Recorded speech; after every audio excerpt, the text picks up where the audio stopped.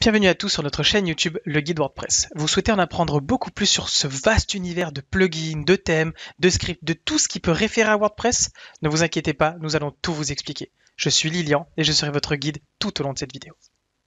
Alors cette vidéo fait suite à la précédente vidéo, celle sur laquelle j'expliquais comment est-ce qu'on pouvait trouver certains points d'entrée ou en tout cas arriver à ressortir des informations sur votre WordPress qui peuvent potentiellement amener à un piratage. Donc là aujourd'hui on va se concentrer que sur le plugin qui permet d'éviter tout ça. Voilà. Et donc du coup on va passer donc, sur la partie plugin. Donc je tape wp-admin, je me connecte sur mon back-office. Voilà. Et on va directement aller donc dans extension et on va ajouter une nouvelle extension. WP, voilà, celle-ci, WP Hardening. Je le dis bien en français comme ça au moins. On est bon. Voilà. Donc celle-ci, WP Hardening, Fix Your WordPress Security, on l'installe et on l'active. Elle va permettre vraiment d'éviter toutes les choses qu'on a vues dans la précédente vidéo ne seront plus possibles. Voilà, donc je vais en faire un ou deux tests histoire de vous montrer et vous expliquer principalement les réglages. Donc, une fois que celle-ci est installée, on va dans les réglages. Par défaut, vous n'avez rien à faire. Quasiment 98% du travail est fait. On voit qu'il y a déjà pas mal d'options sont cochées. Par exemple, le fait de ne pas pouvoir énumérer les utilisateurs de votre WordPress, le fait, donc à travers, author égale 1, mais à travers directement l'API JSON, ou de désactiver le XMLRPC qui peut potentiellement aider les pirates à forcer votre mot de passe. L'API JSON que je disais justement juste avant. Le mode édition de fichiers, donc qui permet, si un hacker arrive à rentrer, de pouvoir éditer des fichiers en ligne, en direct, sans avoir à passer par FTP. Vous avez quoi? Vous avez donc là de cacher la version de WordPress, de supprimer donc les meta tags. C'est en fait, si vous avez vu la précédente vidéo, vous savez exactement de quoi je parle. Pour vous montrer très rapidement, je retourne sur mon localhost et je vais donc désactiver pour l'instant ce plugin là. Donc je vais aller dans extension et je le désactive. J'attends qu'il soit désactivé. Voilà, et je retourne ici, donc je rafraîchis bien ma page. Voilà ce qui se passe. Quand vous faites un inspecter, vous recherchez WordPress. Et WordPress ici, on voit que Content 6.1. Vous avez également des plugins ici ou des JS qui donnent leur version. Regardez maintenant ce qui se passe lorsque simplement on active le plugin. À l'activation, il va supprimer toutes ces petites insécurités entre guillemets qu'il y a sur votre WordPress pour le rendre vraiment fiable. Je recharge ma page.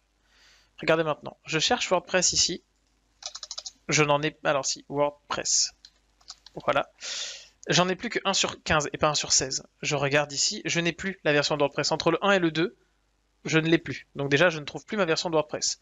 Ensuite, si je descends, tous mes JS ici, tous mes scripts n'ont plus de point d'interrogation vert égal. Donc ça veut dire que tout a été retiré. Et si je cherche wp-content, je suis pas en train d'écrire, c'est un peu dommage. wp-content/plugin. Ici, je vais trouver donc WooCommerce, mais il y a énormément de plugins qui seront par défaut cachés. Voilà, donc là, à travers, donc je retourne sur mes réglages, à travers tous les réglages que propose le plugin ici, donc à savoir les premiers que j'ai expliqués, plus le fait de supprimer les tags, de supprimer le XMLRPC, à cet endroit-là, xmlrpc.php, ici, voilà, donc qui est complètement désactivé. Le fait de supprimer également le JSON, ici. Donc là, moi, je vais le voir parce que je suis connecté à l'administrateur, mais les gens ne le verront plus. Il sera désactivé. Voilà, donc le fait de pouvoir désactiver ça, le fait de pouvoir supprimer les tags que WP Bakery va générer, le fait de pouvoir supprimer les versions des style sheets et des scripts, donc des scripts CSS et des scripts JavaScript, pour éviter qu'un hacker puisse par exemple dire ah il a ce script en telle version, je vais aller récupérer les failles de telle version, s'il y en a, je pourrais rentrer. Voilà. En fait, ça permet vraiment de tout cacher pour que normalement, même un site qui permet de détecter quel est le thème WordPress par défaut utilisé ne puisse même pas arriver à le trouver. Il va penser que ça n'est pas un WordPress. Voilà. Et donc ensuite, on a également le serveur hardening, donc qui permet de cacher le listing des fichiers dans le WP include, que normalement personne ne doit avoir accès, et également la protection contre certaines attaques, donc les XSS, la protection contre le fait que votre site puisse se faire aspirer et qu'il demande également du HTTPS et donc le HTTP only au niveau des cookies, au niveau des paquets, mais qu'en même temps ils mettent le secure flag sur tout ça afin que normalement votre site soit complètement protégé. Il faut changer à cet endroit-là le lien. Donc vous avez par exemple, si c'est un site de chaussures, vous rentrez un numéro par exemple, admin si vous voulez. Ça sera le lien pour automatiquement aller vous connecter sur votre WordPress. Le WP admin n'existera plus. Voilà, c'est-à-dire que vous tapez votre site /wp-admin, la page n'existera pas. Elle sera remplacée par votre site /chose3582 admin par exemple. Il suffit de cocher ici. Et une fois que vous avez coché, normalement c'est à jour, vous n'avez plus qu'à tester et c'est fonctionnel. C'était un tuto présenté par mon-hébergement.fr. N'hésitez pas à visiter notre site internet pour plus d'informations et vous offrir enfin la possibilité d'avoir un hébergeur spécialisé WordPress à moindre coût.